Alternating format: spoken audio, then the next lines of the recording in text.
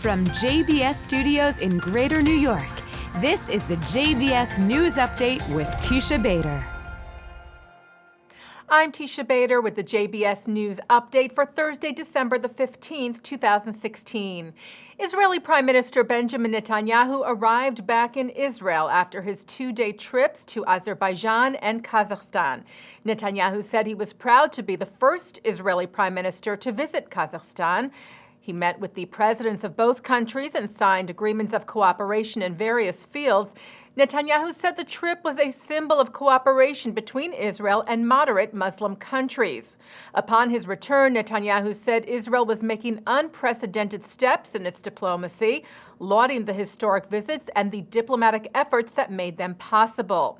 The Prime Minister posted on social media that Israel receives a strong standing among the nations, not with a bowed head, but by being steadfast and proud.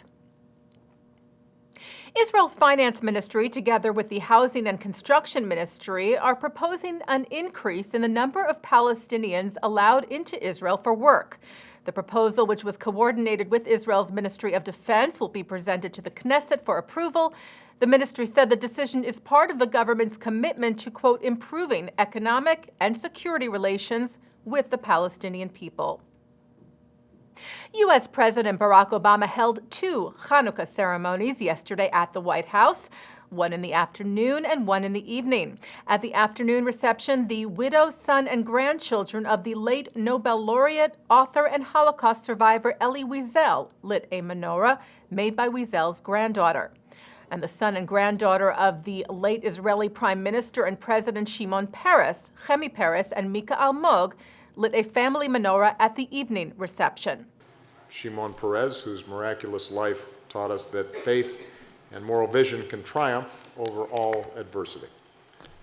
I hope it inspires us to rededicate ourselves to upholding the freedoms we hold dear at home and around the world, that we are able to see those who are not like us and recognize their dignity, not just those who are similar to us.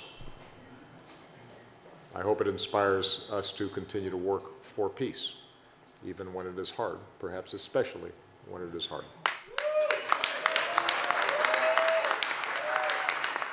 Chemi Peres said after the ceremony that it was very exciting to be in the White House lighting a menorah that survived the Holocaust. He said it is a symbol of the miracle and continuity of the Jewish people, adding that the president conveyed to him several times how much he appreciated his father and how much he missed him. A court in Germany today has paved the way for the transference of a massive art collection, much of which was stolen by the Nazis, to go to a Swiss museum. If you recall, the art was found at the Munich home of collector Cornelius Gurlitt back in 2012. Gurlitt's father, Hildebrand, was known as art dealer to Hitler. Gurlitt died in 2014, and he had named the Museum of Fine Arts in Bern as the sole heir of the hundreds of pieces in the collection, which include works by Cézanne, Delacroix, and Matisse. A cousin had contested Gurlitt's will, but a court today upheld it.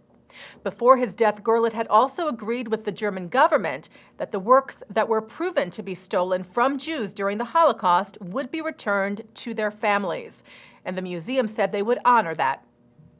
Upon the court's ruling today, German Culture Minister Monika Grütters said this decision will help us to continue to clarify the provenance of the trove quickly and transparently. And taking a look now at our programming for tonight on JBS for Thursday, December the 15th. At 7 o'clock, it's Talmud Study with Rabbi Mordechai Becker. At 7:30, remarks from Israel's Justice Minister Ayelet Shaked. At 8, Jewish students share their experiences on millennial perspectives. And at 9 o'clock, Mark Golub sits down with Rabbi Abraham Twersky on L'chaim. At 10, the Yamin Ord Youth Concert. And coming up right after this newscast tonight, Israel's former ambassador to Turkey, Uri Barner, weighs in on the recent reconciliation with Turkey and the recent diplomatic strides Israel has made in the international community, when I sit in for Mark Golub on tonight's In the News at 6:30.